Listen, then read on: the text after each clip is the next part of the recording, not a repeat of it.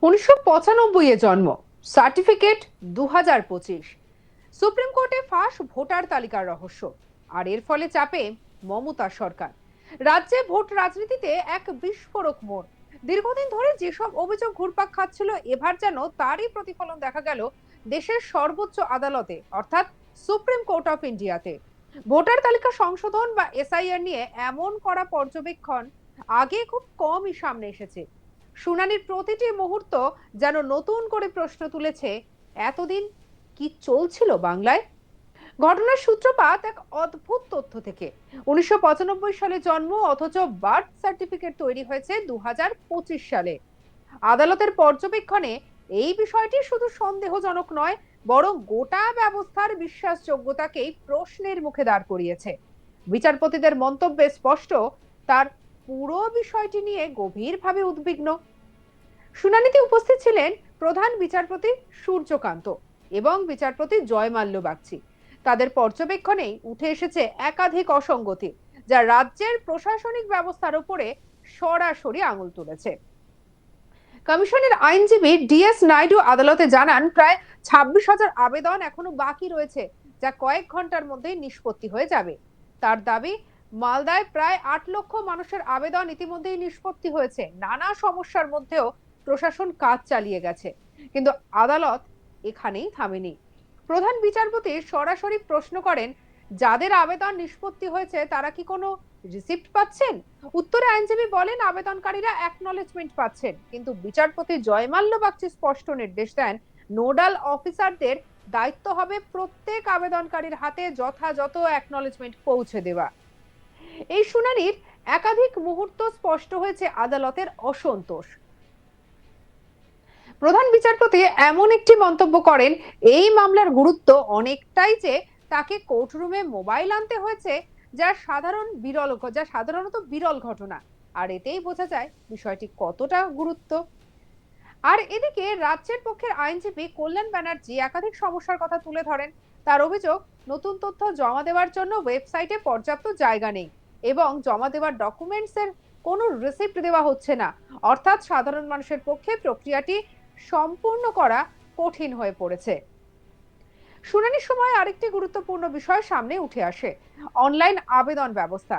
রাজ্যের আইনজীবী জানান, অনেক ভোটার ইন্টারনেট ব্যবহার করতে পারেন না, তাদের জন্য অনলাইন ব্যবস্থার প্রয়োজন।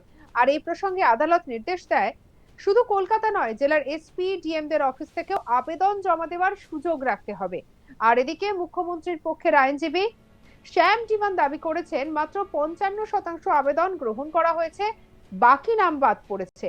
এর ফলে বহু মানুষ ভোটাধিকার হারানোর মুখে পড়েছেন। সব থেকে তাৎপর্যপূর্ণ মুহূর্ত আসে যখন বিচারপতি জয়মাল্য বাগচি বলেন, 1995 সালে জন্মের পর যখন 2025 সালে বার্থ সার্টিফিকেট বের করা হয়, তখন সেটা সত্যিই সন্দেহজনক। এই এক মন্তব্যেই যেন গোটা বিতর্কের কেন্দ্রে চলে আসে ভোটার তালিকার বিশ্বাসযোগ্যতা। আদালত আরো জানায়, কোনো ব্যক্তির নাম বাদ যাওয়ার আগে তার বক্তব্য শোনা অত্যন্ত জরুরি। ন্যাচারাল জাস্টিসের নীতি মেনে চলার নির্দেশ দেয় আদালত, অর্থাৎ কাউকে না শুনে তার নাম বাদ দেওয়া যাবে না। এদিকে অ্যাপেলেট ট্রাইব্যুনালের কাজ নিয়েও প্রশ্ন উঠেছে। অভিযোগ, এখনো পুরোপুরি কাজ শুরু হয়নি, ফলে দীর্ঘ লাইন পড়ে যাচ্ছে। শুধুমাত্র অ্যাপিল করার জন্য মানুষকে ঘন্টার পর ঘন্টা অপেক্ষা করতে হচ্ছে। আর এই পরিস্থিতিতে আদালত নির্দেশ দেয়, 15ই এপ্রিলের মধ্যে সমস্ত বিষয় নিষ্পত্তি করতে হবে এবং 18ই এপ্রিল চূড়ান্ত তালিকা প্রকাশ করতে হবে। পাশাপাশি নির্বাচন কমিশনকে দ্রুত নোটিফিকেশন জারি করার নির্দেশ দেওয়া হয়েছে। এই মামলায় রাজনৈতিক উত্তেজনাও কম নয়। শুনানিতে উঠে আসে মুখ্যমন্ত্রী মমতা ব্যানার্জির একটি বিতর্কিত মন্তব্য, যেখানে তিনি বলেন, সিআরপিএফ মারতে আসতে পারে। এই বক্তব্যকে কেন্দ্র করে নির্বাচন কমিশনের আইনজীবী দাবি করেন, এই ধরনের মন্তব্য নির্বাচনের পরিবেশকে বিষিয়ে তুলেছে। অন্যদিকে পাল্টা ভিডিও দেখিয়ে রাজ্যের পক্ষ থেকে দাবি করা হয়, মুখ্যমন্ত্রীকে হত্যার হুমকি দেওয়া হয়েছে, ফলে পরিস্থিতি আরো জটিল হয়ে ওঠে। আর এই অবস্থায় সলিসিটর জেনারেল তুষার মেহতা একটি গুরুত্বপূর্ণ তথ্য তুলে ধরেন। একজন মহিলা বিচারক আধিকারিকের সাহায্যের আবেদন করেছেন, যা পরিস্থিতি গুরুত্ব আরো বাড়িয়ে দিয়েছে। আদালত শেষ পর্যন্ত একাধিক গুরুত্বপূর্ণ নির্দেশ দেয়। প্রথমত, প্রতিটি আবেদন নিষ্পত্তির ক্ষেত্রে স্বচ্ছতা বজায় রাখতে হবে। দ্বিতীয়ত, প্রতিটি ডকুমেন্ট জমা দেওয়ার সঙ্গে সঙ্গে অ্যাকনলেজমেন্ট দিতে হবে। তৃতীয়ত, ট্রাইব্যুনালের কাজ তদারকি করার জন্য নোডাল অফিসার নিয়োগ করতে হবে। এবং চতুর্থত, প্রাক্তন বিচারপতিদের নিয়ে একটি কমিটি গঠন করতে হবে যারা পুরো প্রক্রিয়া পর্যবেক্ষণ করবে।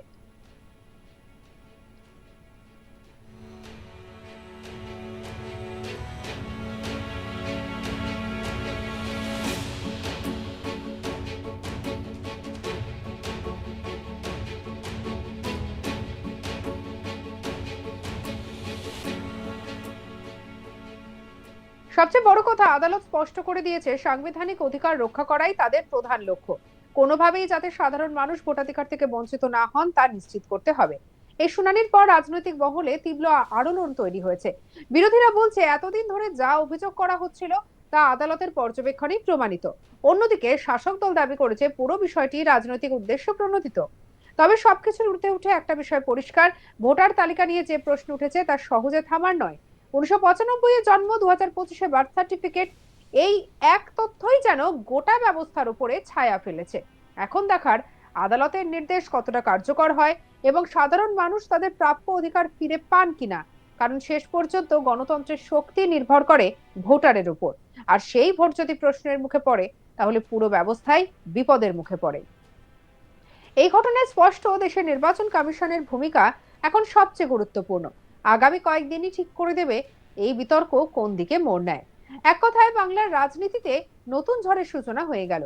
সুপ্রিম কোর্টের এই পর্যবেক্ষণ শুধু একটি মামলার সীমায় আটকে নেই, এটি হয়ে উঠেছে গোটা ব্যবস্থার আয়না, যেখানে প্রতিফলিত হচ্ছে বছরের পর বছর ধরে জমে থাকা প্রশ্ন আর সন্দেহ।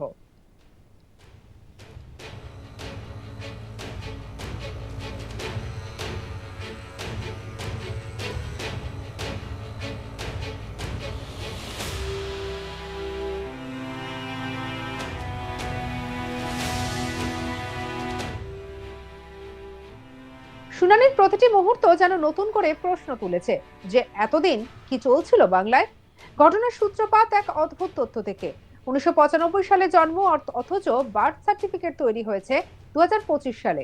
আদালতের পর্যবেক্ষণে এই বিষয়টি শুধু সন্দেহজনক নয়, বরং গোটা ব্যবস্থার বিশ্বাসযোগ্যতাকে প্রশ্নের মুখে দাঁড় করিয়েছে। বিচারপতিদের মন্তব্যে স্পষ্ট তারা পুরো বিষয়টি নিয়ে গভীরভাবে উদ্বিগ্ন। শুনানিতে উপস্থিত ছিলেন প্রধান বিচারপতি সূর্যকান্ত এবং বিচারপতি জয়মাল্য বাগচি। তাদের পর্যবেক্ষণে উঠে এসেছে একাধিক অসঙ্গতি, যা রাজ্যের প্রশাসনিক ব্যবস্থার উপরে সরাসরি আঙুল তুলেছে। কমিশনের আইনজীবী ডিএস নাইডু আদালতে জানান, প্রায় 26,000 আবেদন এখনো বাকি রয়েছে, যা কয়েক ঘন্টার মধ্যেই নিষ্পত্তি হয়ে যাবে। সঙ্গে রাখুন আজ তাক বাংলাকে। আরো অন্যান্য আপডেটের জন্য সাবস্ক্রাইব করতে ভুলবেন না।